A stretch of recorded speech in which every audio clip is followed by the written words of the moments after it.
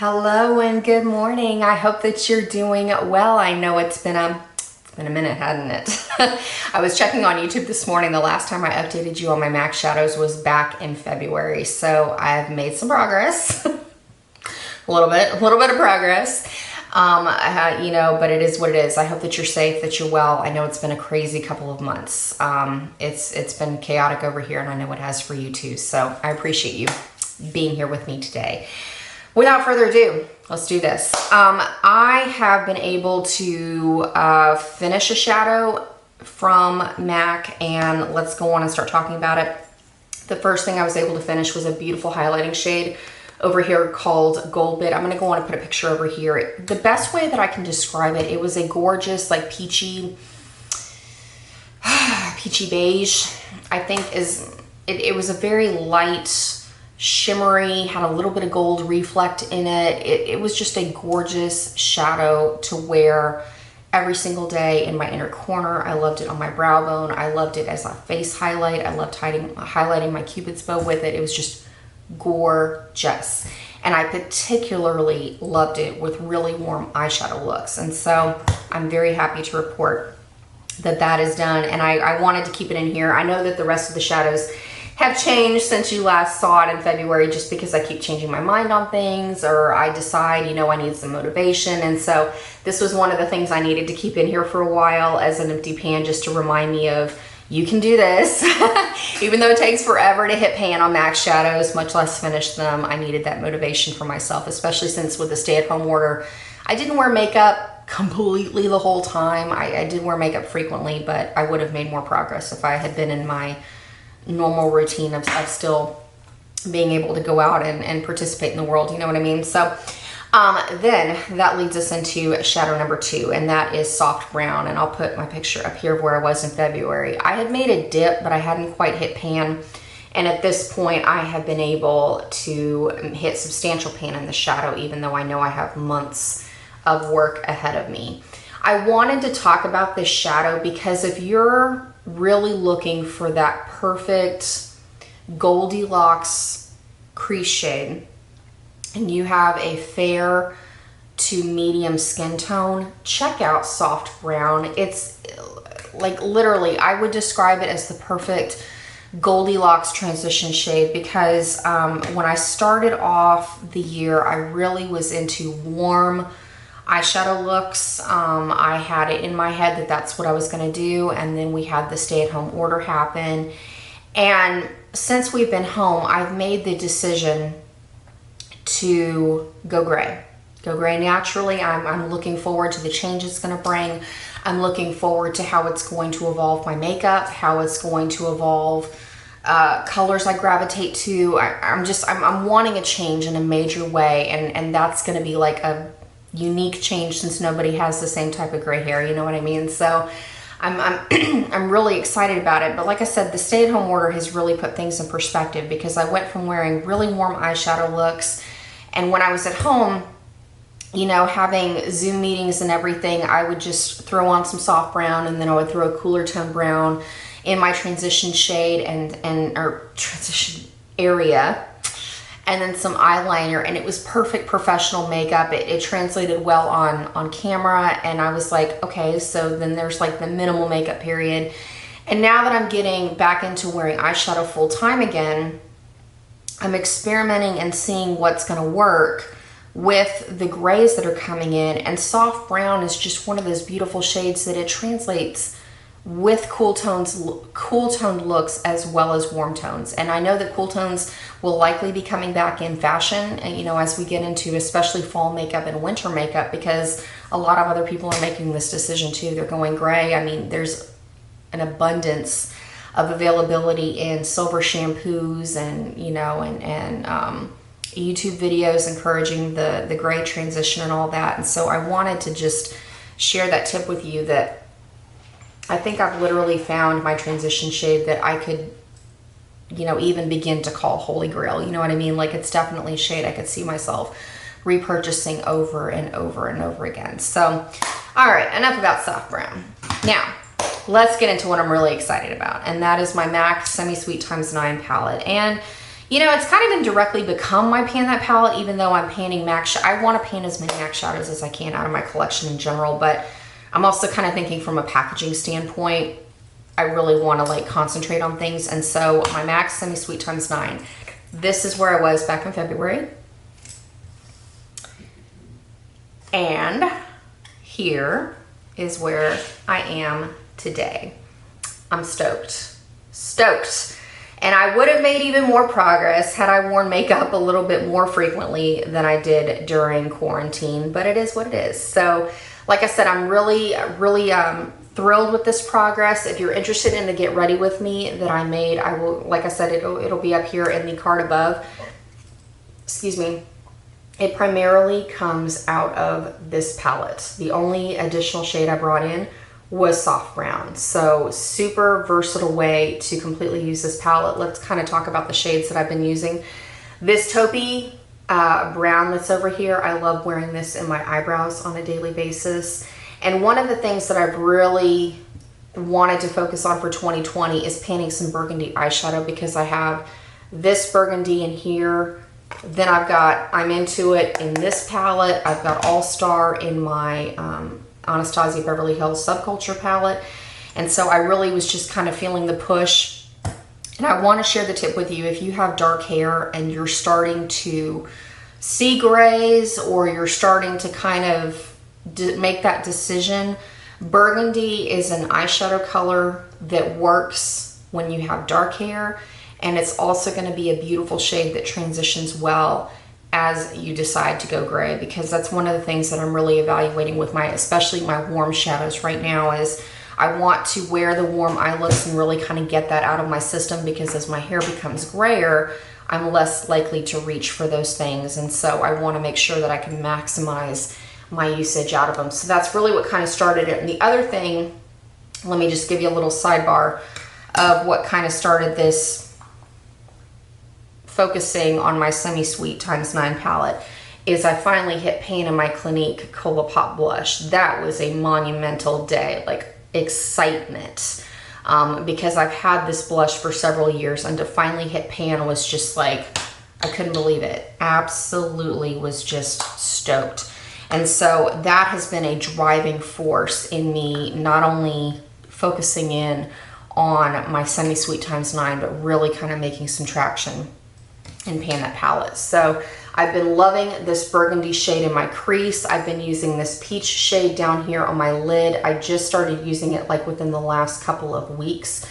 So it's not like I've had a ton of time with it, but I just tap it onto my lid on top of the MAC Soft Ochre Paint Pot. I'm not using any other shadow bases. That's it.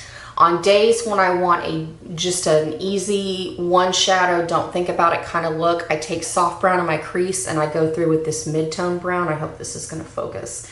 But I go through with this mid-tone brown just in my outer corner crease area. Sometimes I'll pop a little bit of an espresso brown on top of it. It is a gorgeous, very simple but put together eye look. It is ideal for glasses if you want minimal color. It works with any lipstick combo that you might want to wear, any blush combo. It's just beautiful. Love that on an everyday basis. I've been using this espresso brown in the middle down here. There's only a slight ring around it, so I don't know if you're going to be able to see it, but I love using this in my outer corner to add some depth and dimension to my eye look. I've also used it as eyeliner if I want to have a lighter, smokier kind of a day. Otherwise, I go in with this black shadow over here. I apologize if you hear my dog's toenails on my hard floors. But I use this black shadow over here to go in and use as a deeper eyeliner. And then the other shadow that I've really been loving is going through with this kind of mauve shade over here.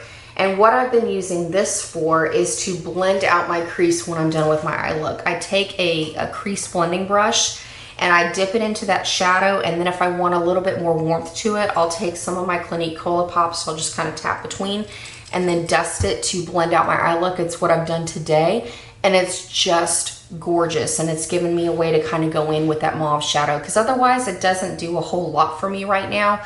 But I don't want to completely write off a shade like that, because I know that rosier shades are going to be something that is going to be beautiful as my hair goes grayer and grayer on into the future. The next shadow that I'm going to finish, I'm very stoked to finish, is this what's left of a gorgeous matte cream white up here in the corner. And this was a shadow that really caught me off guard. At first, I really was just completely uninterested in panning it. I thought it wasn't going to do anything for me. And then I got into this mood where I wanted to just have everything concentrated, work with smaller palettes. I know that's kind of what a lot of other people are feeling right now too. Like you just want to walk away from the big palettes and just kind of have like quads and trios and just not have as much stuff around. And so that kind of got me into thinking, let's try it out as a highlighting shade. And I ended up loving it. It is the perfect like glowy, light, but subtle highlight. I love using it in my inner corner and on my brow bone. And then what I do when I finish off my eye look with this burgundy shadow is I go in with a little bit of MAC Soft and Gentle highlight just in my inner corner to kind of boost it up and give it a little bit of shimmer, a little bit of sparkle. But other than that, this highlighting shade, I am really going to miss this. I've looked through other shadows in my collection to see if I could recreate this, dupe it, you know, with what I have without going out and buying more. And I actually don't have anything that has quite that same glow factor. So if you're in the market for a solid neutral palette on a day-to-day basis, this is fantastic, including that highlighting shade. In fact, it's kind of made me realize like the only shadow I have not really used out of this palette at this point is this kind of mustardy brown up here, and I've got plans for this as we move on into the year. And then I've got a backup over here in my MAC 6-pan palette because I had a backup of it. What is this shade normally? Let me see. This shade in the full-size pan is called Uninterrupted. It's literally the same thing as whatever the renamed version is in the Semi-Sweet palette. So let me show you. These two next to each other, literally the same thing. So like I mentioned in the very beginning of this video, the Semi-Sweet ×9 palette has kind of turned into my indirect pan that palette. I want to see what I can finish out of this by the end of the year because I need to go in and actually do the math. Because I'm thinking this is bound to be the equivalent of like probably 3 to 4 pans of MAC shadow. We'll see. Maybe even a little bit more than that. I'll have to like, you know, add up the grams and see what I can come up with. But I'm going to continue working on this. I'm going to continue panning this burgundy eye look and see what I can finish from this palette and then transition into this palette because already I brought in the I'm Into It shadow. I've got a backup of soft brown in a single container. I've already kind of picked out. Actually, let me go on and talk about that in terms of where I'm going in the future. Since I'm likely going to finish the highlighting shade before we come back in July, yes, July for the next update, I'm thinking of moving into my MAC Warm Neutrals palette because the other thing I was kind of looking ahead is when I finish the Espresso Brown out of that Semi-Sweet palette, I was thinking of going into this shadow. I'm going to try this shadow out over here as a highlight to see if it'll replace that white. It's not quite as white on my skin tone as that other shadow, so we'll see what happens and then kind of move from there. And even then, well, maybe what I ought to do is when I finish Soft Brown, maybe I need to go into this shadow over here and kind of keep it going with more, finishing more shadows out of palettes. I just like, I'm thrilled to just kind of keep moving through my makeup. I'm not really like set with intention on physically finishing out things. I'm kind of in a mood like, I don't know, I guess where my headspace is, I really kind of want to move out some more packaging because the other thing I did lately is I did another kind of a little bit of a declutter, and then I reorganized my Adept Cosmetics palettes where I had shadows that I've depotted and things like that, and I've downsized some of the really old things, and so my collection is becoming more and more condensed as time goes on. In fact, I probably need to make an updated video on kind of my thoughts towards my makeup collection, and if you'd be interested in hearing about that, let me know in the comments below. Just kind of where I am in my headspace, because like I said, once I made that decision officially to start going gray, it's shifting my perspective even more on my makeup in a good way. I'm not worried about worried about the process. I'm actually really excited about it. But like I said, it's made me shift my thinking even more. And I think I'm going to be on another evolution. Yeah, let's call it that. Another evolution. Decluttering and like panning was a huge evolution for me in terms of learning what I like and what I don't. And then now it's going to be that next step. So, all right, that is what it is. I hope that you have a fantastic day today. Thank you for sticking it out with me. Like I said, I'm going to have those videos in the cards and then in the description box below. And I'm also kind of thinking, since, I don't know, would I be crazy to put a Project 10 pan maybe and include this blush right now? I don't know, because I've really realized that this shade is actually more versatile than I thought it was. It can be a seasonless blush. It doesn't have to be, you know, delegated to the fall and the winter, but I don't know. Should I make a project pan? I'm kind of on the fence about it. So let me know if you'd be interested in those updates below. So until next time, take care, and I look forward to catching up with you real soon. Adios.